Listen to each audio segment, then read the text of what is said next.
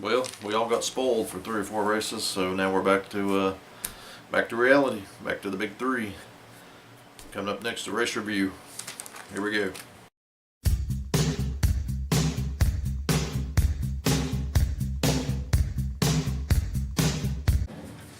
Alrighty, well, just like I said, the reality is back. The big three is back, and if Truex didn't have his trouble today, I think the big three would have been 1 and 2. I don't know. I don't think Truex going to be Harvick, but he had second place car there till the penalty there in pit road, which I'm still just don't like that penalty call. I think if the tire's outside the line, I can see them calling a penalty, but that tire was not outside the line. I could have reached out and grabbed it easily.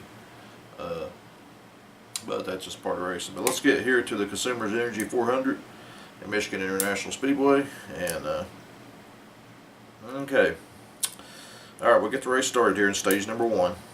Truex is struggling, about wrecked a few times there in the first of the race, and then like that, we get to lap number 9. Eric Jones spins coming out of turn 4.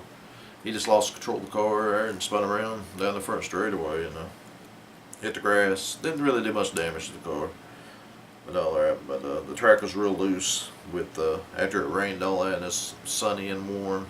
So yeah, the track was loose. Okay, I want to talk about that. Starting in the bottom lane on restarts. To me, it's almost like, if you're starting 3rd place, you're almost guaranteed to fall back to 5th or 6th. It's just you cannot go on the restarts here on the bottom lane. You just cannot get through a center corner, and then off exit kills you. And personally, Michigan used to be a fun track, but it seems like lately Michigan is just, it's just not a great race. We've had 3 or 4 really good races, and everybody was let down today. I can see by people's reactions, I can see by people's comments. Not only was he unhappy because Harvick won, but get used to it. He's got 7, he'll have many more. But it's just the racing just ain't good in Michigan. Now, if you go to Mid-Ohio where they run Xfinity, it was a great race. Or even the trucks was good at Michigan. I think a lot of it might have to do with the package.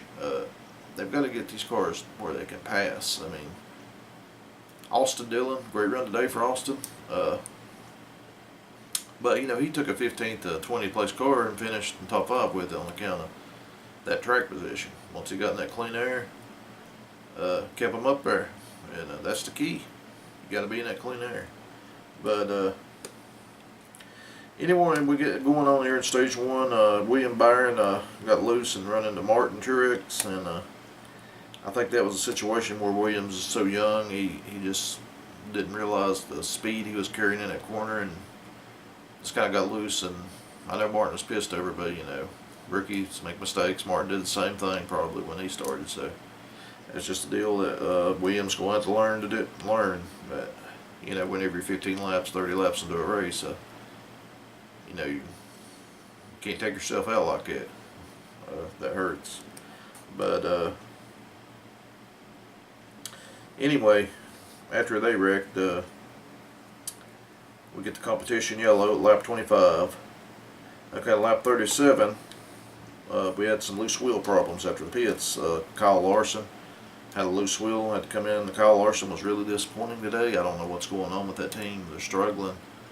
I don't think he's a championship contender. I mean, they don't have the speed they had last year.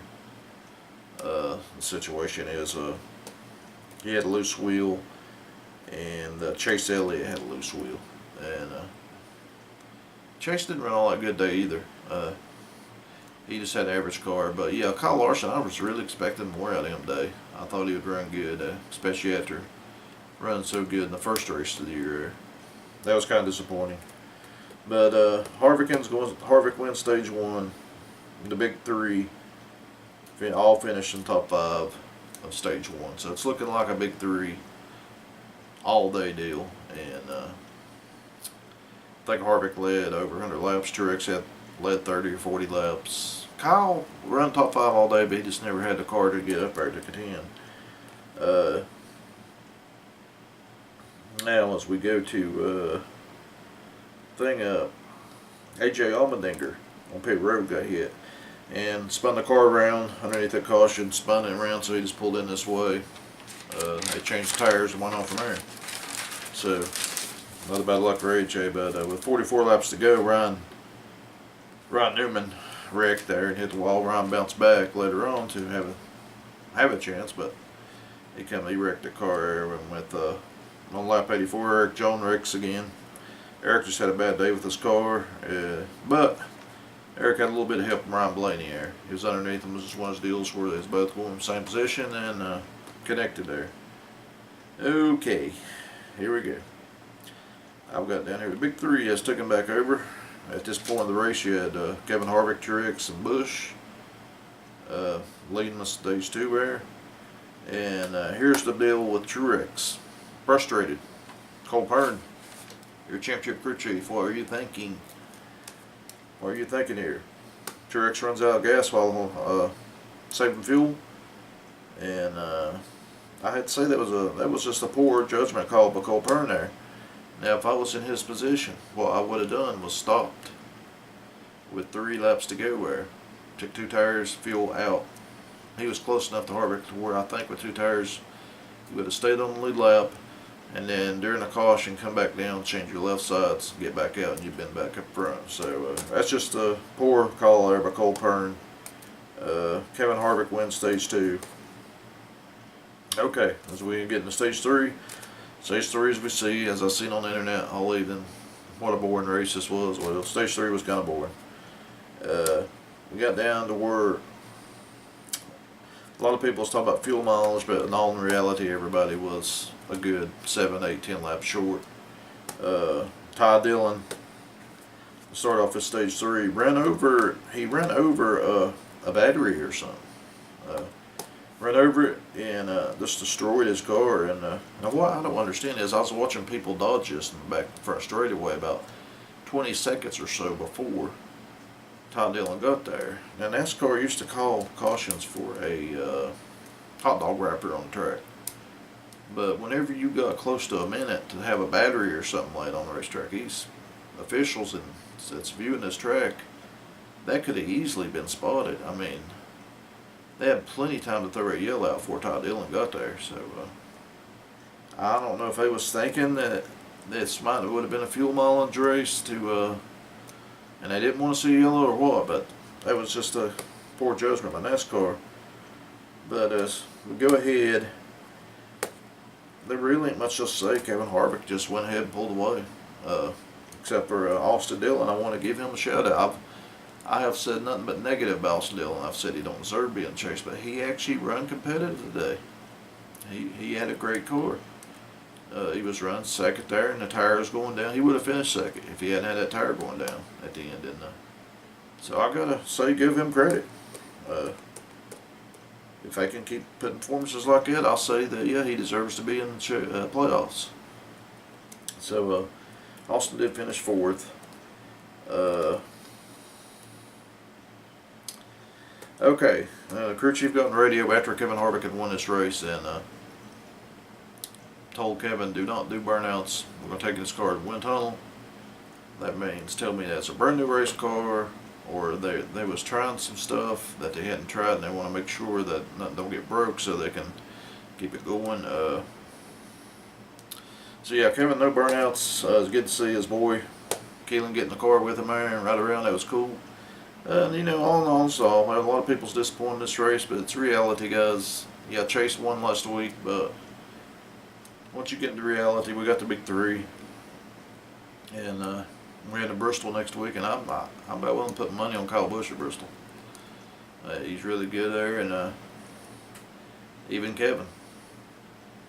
I think that both of you can win at Bristol, but overall, I'll give this race a 2 out of 5, only because the cars, you can't pass, you can't start low in the groove. It just ain't exciting. I hate to say it, but Michigan needs to go, guys. As bad as I hate to say it.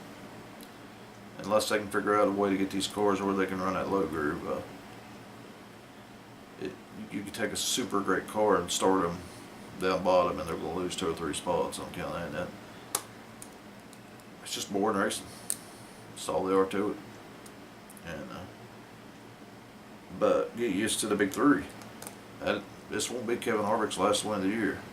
I'm expecting him to go for 10, maybe 12 before the season's over. I mean, he's that good. So, and I was kind of worried about that as we went into this race, because I know a lot of people was so happy about last week, and then you had the dumbass Brian France getting busted and this and that. And Kurt Busch did announce this week, as like I said in my other video, before Kurt announced, I knew he was going to lose that ride, and he announced it, and they're going to wait on that 41 car to see what Truex does with 78.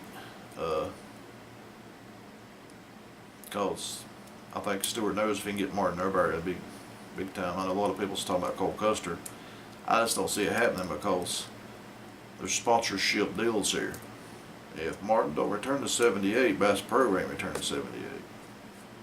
And if Martin says, hey, I'm going to 41, then Tony Stewart's big buddies with Johnny Morse, it just makes sense. Now, the one car, Jamie McMurray, I can't see Kurt Busch going there, because I don't see any other routes be open unless he goes back to 78, which I don't see that if I can't get a sponsor. I don't know. We'll see. It's going to be a crazy, crazy off season with 3 or 4 different rides, and who knows? Somebody might get fired out of the team. You never know. But next week, Bristol, guys. Like I said, tell me what you think of the race down below. Like, subscribe, do a lot of good stuff. Thanks to all my new subscribers. Next week, guys, I promise will be a better race in Michigan. I'll bet anybody in there $100 said it will be a better race in Michigan. So, yeah, thanks, guys, for all the support and everything. And you guys have a great Sunday night. And catch you guys later.